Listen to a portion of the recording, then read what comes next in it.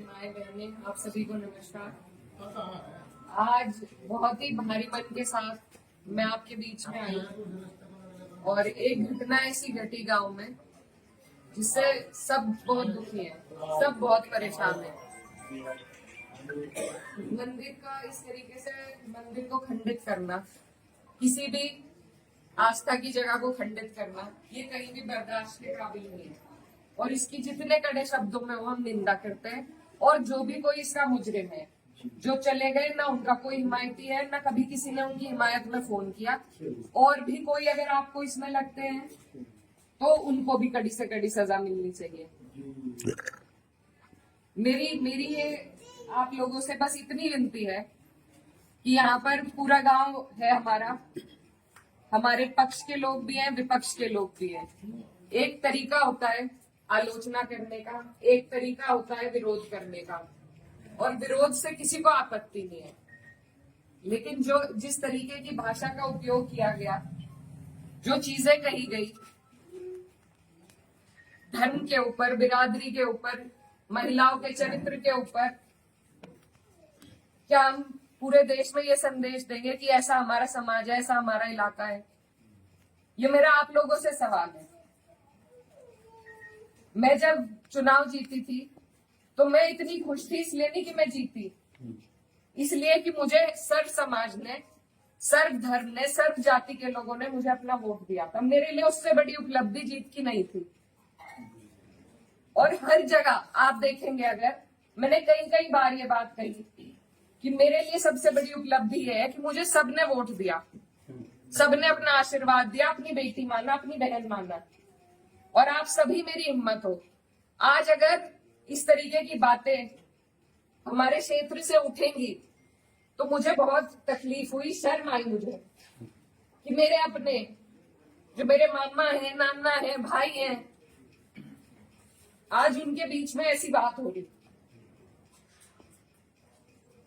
और ये सिर्फ मुझे गाली नहीं है, मेरे इलाके की, मेरे समाज की, मेरे इस इलाके की जितनी भी बेटियां हैं, जो मुझे यहाँ आके कहती थी कि दीदी हम भी आपकी तरह आगे बढ़ेंगे, हम भी आगे निकलेंगे, उन सब के कदम इससे डगमगाएंगे। और मुझे ये बात बर्दाश्त नहीं। मेरे पे तरह तरह के सवाल उठाए जा रहे हैं। मैंने कभी धर्म की राजनीति नहीं करी, कभी जात बिरादरी की भी नहीं राजनीति करी। मेरे लिए सब मेरे अपने हैं। जहां जिसे मेरी जिस वक्त समस्या होगी, जिस वक्त मेरी जरूरत होगी, मैं वहां पहुंचूंगी। मेरा परिवार बहुत सालों से, लंबे अरसे से राजनीति में है, आप लोगों के आशीर्वाद से। और हमारे वहां पर बाबूजी हुकुम सिंह जी का परिवार और हमारा परिवार लगातार राजनीति में रहा। कभी वो जीते, कभी हम जीते।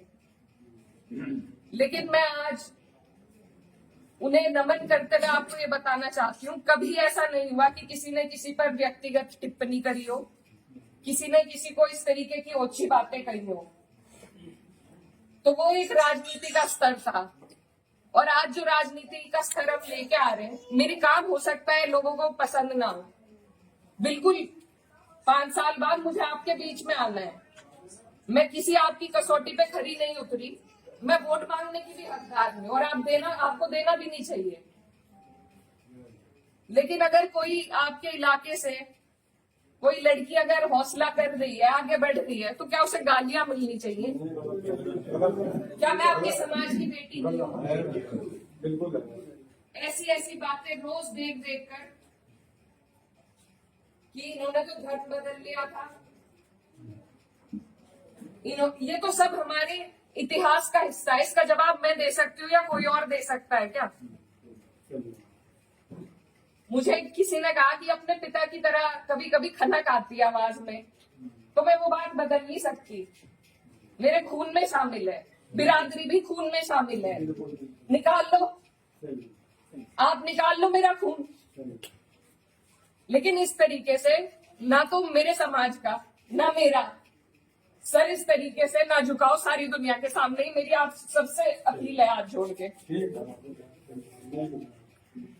मैंने कभी नहीं कहा, कभी नहीं करी मैंने धर्म की राजनीति, ना मैं करूंगी। बहुत आसान है अगर मैं सिर्फ मुसलमानों की बात करूं बहुत आसान है, मुझे कहीं भी नहीं जाना। हिंदू मुस्लिम सब करने बहुत आसान है, लेकिन मैं करना नहीं चाहती। आप सब मेरे अपने हो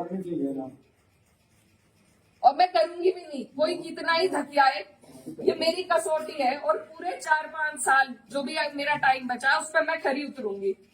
मैं कभी भी इन लोगों से दब के उस रास्ते पे नहीं चलूंगी जहां ये मुझे चलाना चाह रहे हैं। मेरे इलाके ने जो हम सबका सर ऊंचा करा, दिल्ली की मीडिया तक ने इस पर रिपोर्ट बनाई कि वहां से ऐसा उदाहरण पेश हुआ है कैराना से। ये उस उदाहरण को तोड़ने की और सिर्फ अपने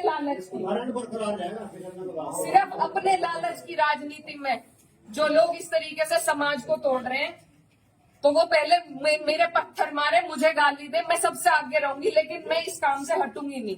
आप सब मेरे अपने हो, मैं किसी को नहीं छोड़ूंगी। और ये जो लोग हैं, जो बात अभी मामा जी ने कही कि ये जो लोग हैं जिनको आजकल महापुरुष की उपाधि दी जा रही है, महापुरुष अगर कोई है तो बाबू हुक्म सिंह जैसे लोग हैं। ये नहीं है जो समाज को तोड़ रहे हैं, जो हिंदू मुस्लिम का विवाद पैदा कर रहे हैं। हमारा ये गांव, आसपास का जो इलाका है, सबसे पहले अपना पड़ोस होता है, बाकी चीजें बाद में होती है। और जब पड़ोस में ही इस तरह की नफरत भर दी जाएगी, बो दी जाएगी, तो बताइए हम कहाँ जाएंगे। आज मैं इस गांव में आई, मेरे पे ये भी इल्जाम लगाए गए कि 10 दिन से आई नहीं। पुलिस का हाल देखो यहाँ पर, रात से प्रशासन का मेरे पे फोन है, आप क्यों जा रही हो वहां? क्यों ना जाऊं मैं? मेरा इलाका नहीं है ये, कौन रोक देगा मुझे? लेकिन हम इसलिए नहीं आए क्योंकि खोसपुरा में 13वीं थी, उस वजह से उस सम्मान में हम राजनीति की बात करने आपके बीच में नहीं आए। लेकिन हर बात के विवाद बढ़ाना, इल्जाम लगाना, आज आपके बीच में आके धरातल के जो हालात है वो भी सामने आए। आप लोगों ने कई बातें बताई, कमेटी को लेकर बात बताई, वो सब भी जांच का विषय है। लेकिन फिलहाल जिस पे उंगली उठाई कि इस बच्चे ने ये करा, क्या वो बच्चा जेल नहीं गया? उसके गार्जियन भी गए। अगर मैंने हिमायत करी, आप मेरे 10 जुत्ते उठा के मारो। उसी दिन वो लोग जेल गए, उनके गार्जियन जेल गए। और अगर और भी कोई होता, कोई भी हो, मुस्लिम हो, मेरे परिवार का हो, मेरा सगा हो, कोई ऐसी हरकत करेगा तो उसे सजा मिलनी चाहिए और कड़ी से कड़ी सजा मिलनी चाहिए। ये प्रशासन आपके बीच में है, आप इनसे पूछ सकते हो। अगर मैंने हिमायत में किसी से भी फोन करा हो